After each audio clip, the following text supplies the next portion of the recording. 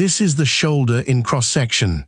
The humeral head sits against the shallow glenoid, and around the joint runs a fibrous sleeve, the capsule. Look at the bottom of it. In a normal shoulder, the capsule hangs down in a loose, redundant fold called the axillary recess, and that fold is slack on purpose. It is the spare material that unfurls when you lift your arm above your head. Now watch what happens in frozen shoulder. The capsule becomes inflamed and then fibrotic. The tissue thickens, contracts, and the redundant fold is progressively obliterated. The capsule tightens down onto the head like a shrunken sleeve. The name adhesive capsulitis is actually a little misleading because the dominant process is not sticky adhesions but contracture. The capsule genuinely becomes shorter and thicker, with the rotator interval and the coracohumeral ligament at the front tightening first. Watch the arc on the right as it happens. That is not a muscle failing, that is a bag getting smaller. Frozen shoulder runs a course, and it is a long one. The first phase is freezing. This is the inflammatory, painful phase. Pain is the dominant complaint. It is often worse at night, and the range of movement is falling, but the patient mostly notices the pain. Freezing typically runs somewhere between 2 and 9 months.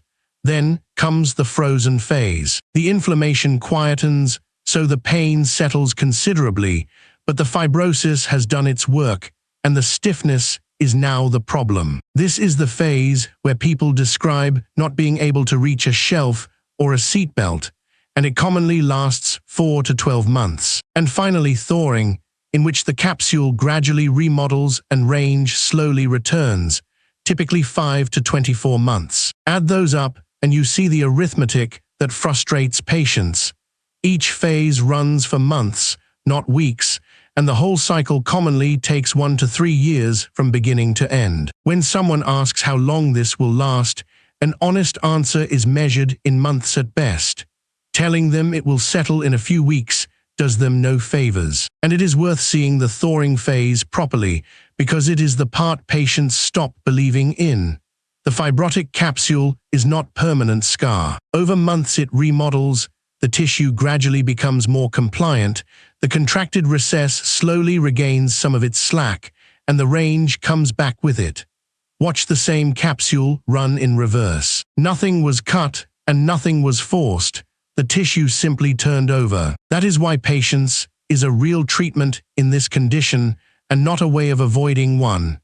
And it is also why forcing a shoulder that is still in its inflammatory phase tends to set things back rather than speed them up. And that phase matters clinically because it changes what you should do. In the freezing phase, the problem is inflammation, so the target is pain, and aggressive stretching into pain at this stage tends to make things worse, not better. In the frozen phase, the problem is a contracted capsule, and stretching is now the useful thing because there is something mechanical to work on. Matching the treatment to the phase is most of the art, and it explains why 2 patients given identical advice can have completely different experiences of it. Here is the examination that settles it, and it takes about 10 seconds. With the patient's arm by their side and the elbow bent, you rotate the forearm outwards, external rotation, and you do the moving, not them. In frozen shoulder, that movement is markedly restricted, and it is restricted passively because the capsule physically will not allow it. Compare that with a rotator cuff tear. There the muscle or its tendon cannot generate the movement, so active movement is weak or absent. But when you take the weight and move the arm yourself, the passive range is largely preserved. And compare it with osteoarthritis of the joint, which also restricts movement in every direction. But there the radiograph shows joint space loss and osteophytes, whereas in frozen shoulder, the radiograph is essentially normal. So global restriction, worst in passive external rotation with a normal radiograph. That combination is frozen shoulder, and you do not need a scan to make the diagnosis. Which raises the question patients always ask, do I need a scan?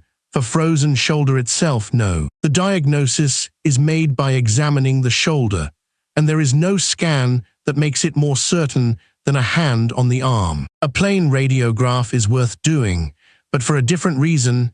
It is there to rule other things out, chiefly osteoarthritis, and to make sure you are not missing a tumor or an old dislocation that nobody mentioned. If the radiograph is normal and the passive external rotation is gone, you have your answer. An ultrasound or an MRI becomes useful when the story does not fit, when you suspect a cuff tear as well, when there is a history of significant trauma, or when a shoulder is simply not behaving the way a frozen shoulder should. Scanning, everybody finds degenerative changes that were always going to be there and were never the problem. Frozen shoulder is described as primary when it arrives without an obvious cause, and secondary when it follows something else, a period of immobilization in a sling, a fracture, or shoulder surgery. It typically affects people in middle age, and it is more common in women.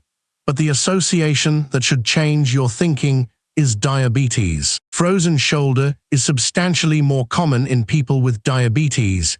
It tends to be more severe, it lasts longer, and it responds less well to treatment. It is also more likely to affect both shoulders. So if you meet a frozen shoulder and there is no diabetes diagnosis in the notes, that is a reasonable prompt to check. And if there is, you should adjust what you promise about the timeline. Thyroid disease and Dupuytren's disease sit in the same associated group, which is a hint that the underlying tendency is towards fibrosis in general. Start with the honest headline. Most frozen shoulders improve substantially with time and simple measures, and the majority of people never need an operation. The first job is pain, particularly night pain, because that is what wrecks sleep and morale. An injection of corticosteroid into the joint is the intervention with the best evidence for that, and the timing matters. It is most useful early, in the painful freezing phase, when inflammation is the thing you are fighting. Physiotherapy is valuable, but it has to be matched to the phase.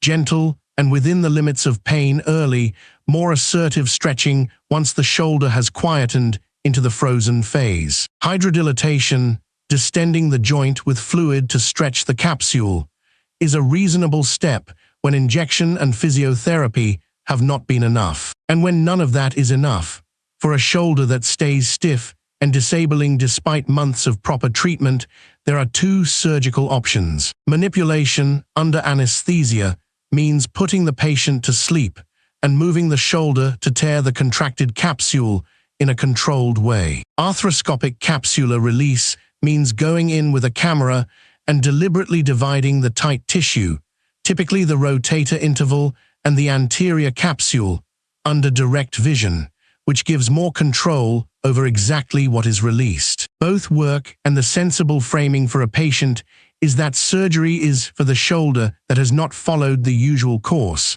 not the first answer for the shoulder that has just started. One last thing worth saying plainly: most people get most of their movement back, but a minority are left with some permanent restriction. Promising a complete return to normal is a promise you cannot keep.